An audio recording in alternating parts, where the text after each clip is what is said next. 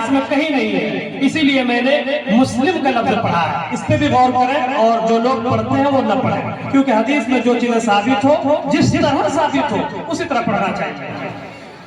دوسری حدیث جو میں نے بتایا کہ علم جو اللہ تعالیٰ نے انسان کو ایک دوسرے سے امتیاز کیا ہے، ممتاز بنایا ہے، وہ علم کی وجہ سے۔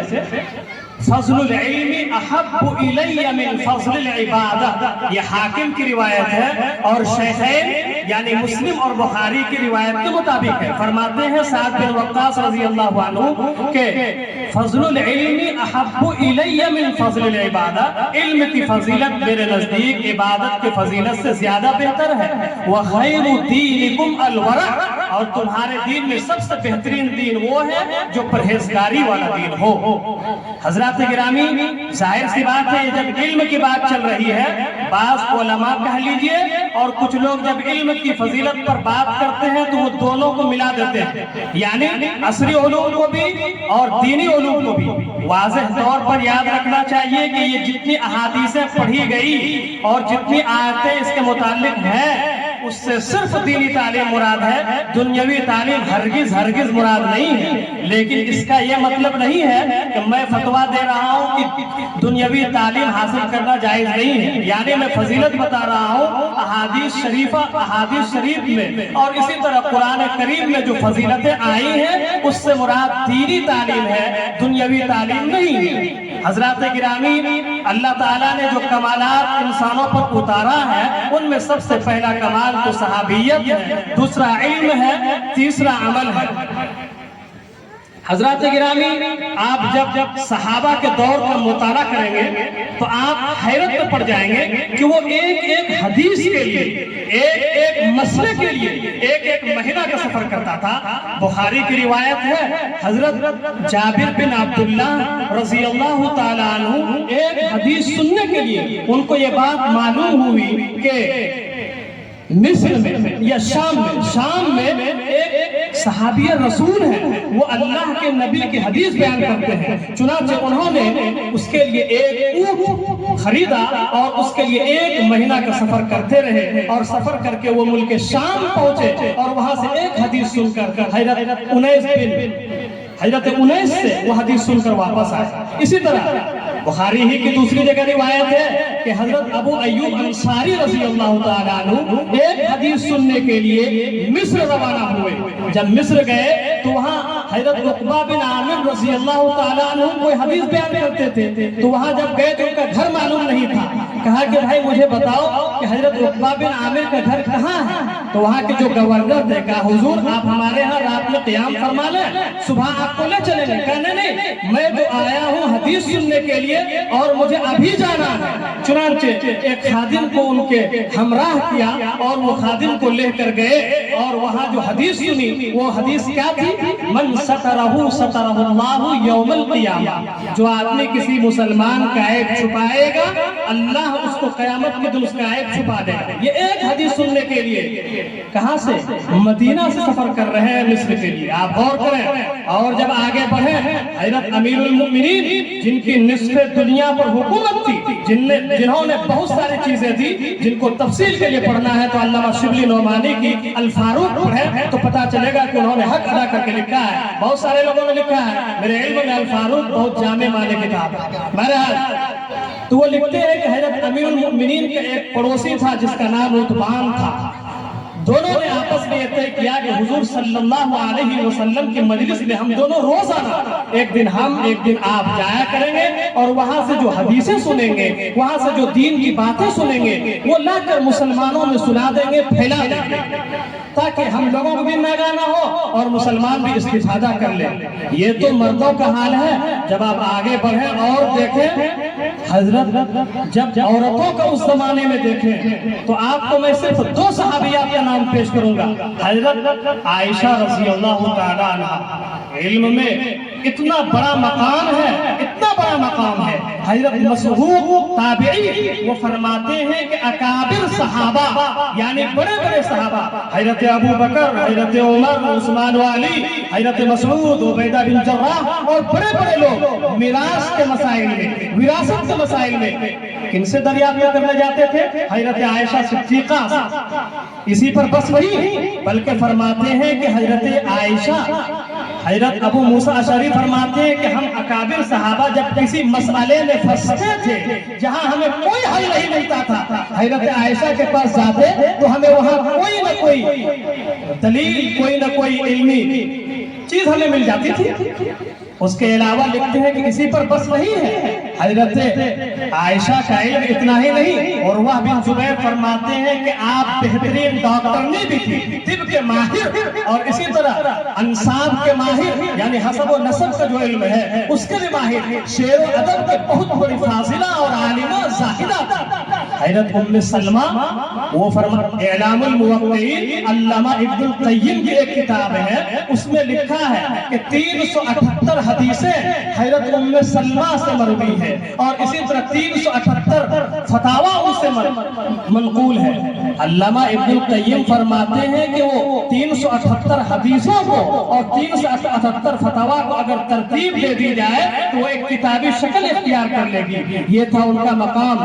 اور اس سے بڑی بات آپ کو بتا دوں، یہ جو حدیثیں ہم تک پہنچتی ہے، ظاہر سی بات ہے آج ہم لوگ سراسر بات پر حدیث بیان کرنے میں علماء بھی احتیاط نہیں کرتے ہیں، اور عوام کو بس مت پوچھئے، تھوڑا سا رسالہ پڑھ لیا اور کہیں سے کچھ سنا، جو چاہتے ہیں آپ سنا بیان کر دیتے ہیں۔ حالانکہ اللہ کے نبی کی حدیث ہے، من کذب علی متعمدا فلیتبوأ مقعدہ من النار، جو شخص میرے اوپر جان بوجھ کر جھوٹ بولے وہ اپنا ٹھکانہ جہنم میں بنا لے۔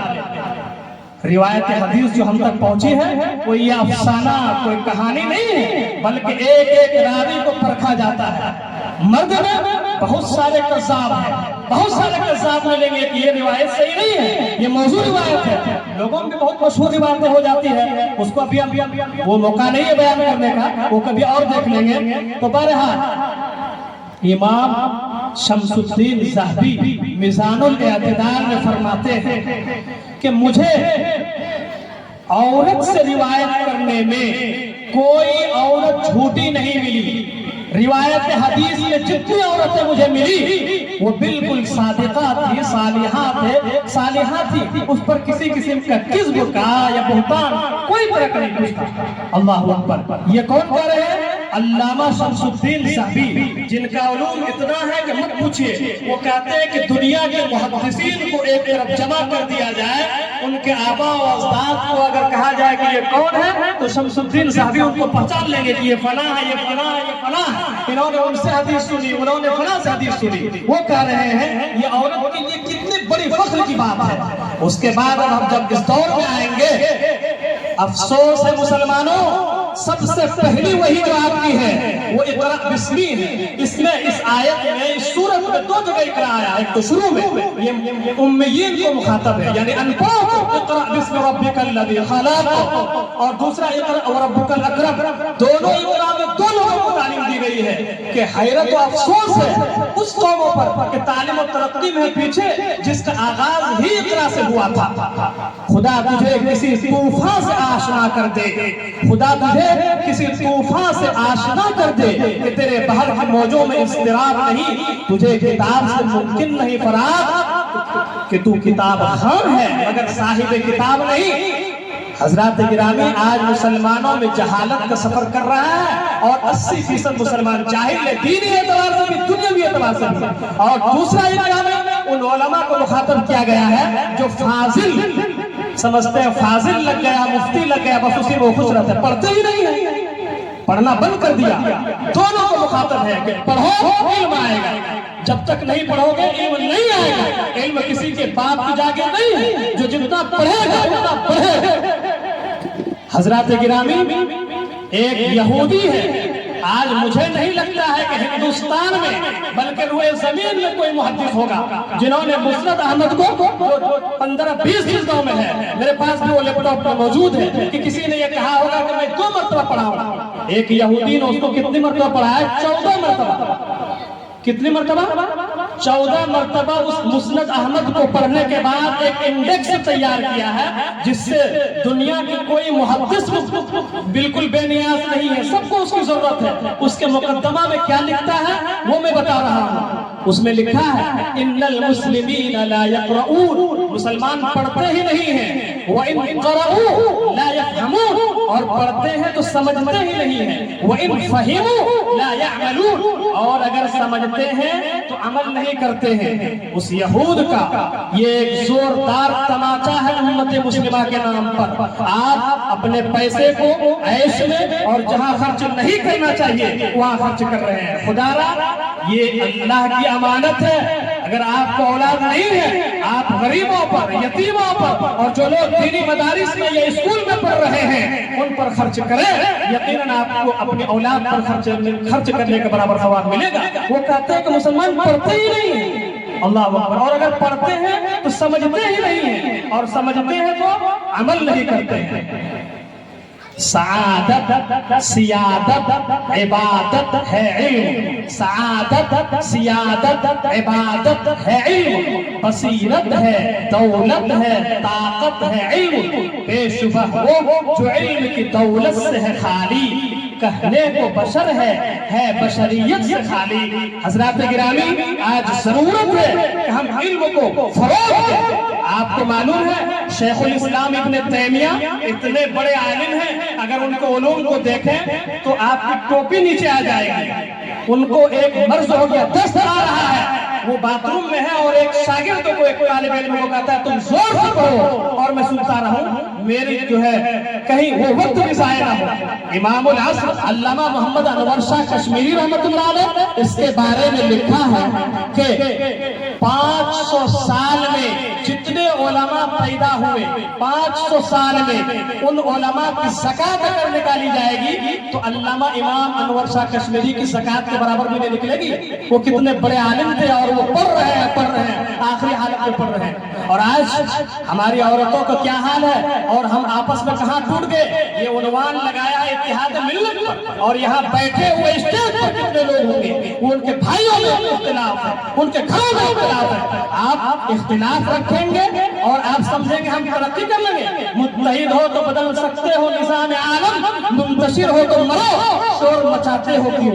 आज जिनको मुख्तलिफ होना चाहिए, जिनमें इख्तिलाफ होना चाहिए, वो मुत्तहिद हो रहा है। मैंने आरएसएस को और मैंने अमेरिका के बड़े बड़े साइंसदानों को और पढ़े लिखे को इतना ज्यादा जलसा जुलूस करते हुए नहीं देखा जितने ये उम्मत मुस्लिमा 1 घंटे में 2 घंटे में करोड़ों रुपए फूक देते हैं। मैं इसके मुखालिफ नहीं हूँ, मैं कहना चाहता हूँ कहाँ ये ज्यादा खर्च कर रहे हैं और कहाँ करना चाहिए। आज आपके हिंदुस्तान पर आरएसएस की हुकूमत है, और बताइए कोई डिपार्टमेंट ऐसा नहीं है जहाँ उन्होंने अपना अफराद को नहीं रखा। और आज हमने घर की तालीम कैसे दुरुस्त होगी, आज हम हुकूक का एक तरफा मुतालबा करते हैं। शरीयत में जब भी बात हुकूक की आएगी याद रखो कि वो 2 तरफा होगा। औलाद पर वालिदैन के हुकूक 3 हैं, तो वालिदैन पर भी औलाद के 3 हुकूक हैं। मेरे मुसलमानों, आज मैं आपसे ये पैगाम देना चाहता हूँ, आप भूखे रहिए, आप नहीं खाइए, आधी रोटी खाइए। अपने अगर मुस्तकबिल में हिंदुस्तान को सही करना चाहते हैं, अपने हिंदुस्तान को मुस्तकबिल में रोशन करना चाहते हैं, अपने नस्ल, अपने औलाद को, नस्ल नौ को तालीम से आरास्ता करें, दीनी तालीम से भी, दुनियावी तालीम से भी। आज हमने, मैं साफ तौर पर बोलता हूँ, मुझे कोई डर नहीं है। आज हमने वो सहाबा की तरह, हमारे यहाँ कोई फक्र फाका दस्ती की हालत नहीं है, लेकिन हमने अपनी औरतों को गैर महरम के सामने बैठा दिया नौकरी की शक्ल में। आज देखो कहाँ का गैर महरम के सामने आप बुर्का लगा के जाए, पर्दे में जाए, फतवा की कौन सी किताब, कौन से बात ये जायज बताती है कि आपकी औरतें गैर महरम के सामने बैठे, आप घर में जो है खाना बनाकर उनके लिए तैयार रखें, अपने औरतों को बाहर भेज दें। अपने औरतों को बाहर भेज कर आप सोचेंगे कि वक्त के जुनैद बगदादी बने, हसन बसरी बने, कासिम नानोतवी बने, हो सकता है कहीं भी। अपनी औरतों को कंट्रोल करना पड़ेगा। मोबाइल बहुत बड़ा फितना है, मोबाइल से बचाना होगा, तब जो है आपका जो है सब कुछ होने वाला है। अभी इतना इख्तिलाफ है लोगों में, ये नाम पर हम लोग बैठे हुए, बहुत सारे دل صاف نہیں ہے، مبارک راتیں آتی ہیں چلی جاتی ہیں۔ یاد رکھ لیجئے حدیث میں تو تعین کی گئی ہے کہ جس کا ٹخنوں سے نیچے پجامہ ہو، شراب پینے والا اور قطع رحم کرنے والا، آپس میں قطع رحم کرنے والا، ان کی کبھی بخشش نہیں ہو سکتی ہے۔ آپ کتنا عبادت کریں، آپ یاد رکھ لیجئے کتنے ایسے لوگ ہیں، رمضان جا رہا ہے، شب قدر جا رہی ہے، شب برات جا رہی ہے، اور بھی کتنی مقدس راتیں آتے چلی جاتی ہیں، لیکن ہمیں کچھ نہیں، اختلاف سے فرصت نہیں ہے۔ تعجب کی بات ہے، شیخ التفسیر مولانا احمد لاہوری فرماتے ہیں، معاف کیجئے گا میں ان کا جملہ میں جو بھی باتیں بول رہا بحوالہ بول رہا ہوں، وہ فرماتے ہیں کہ امت مسلمہ میں اتنے جلسے جلوس، اتنی دین کی باتیں ہوتی ہیں، آخر احساس کیوں نہیں ہوتا؟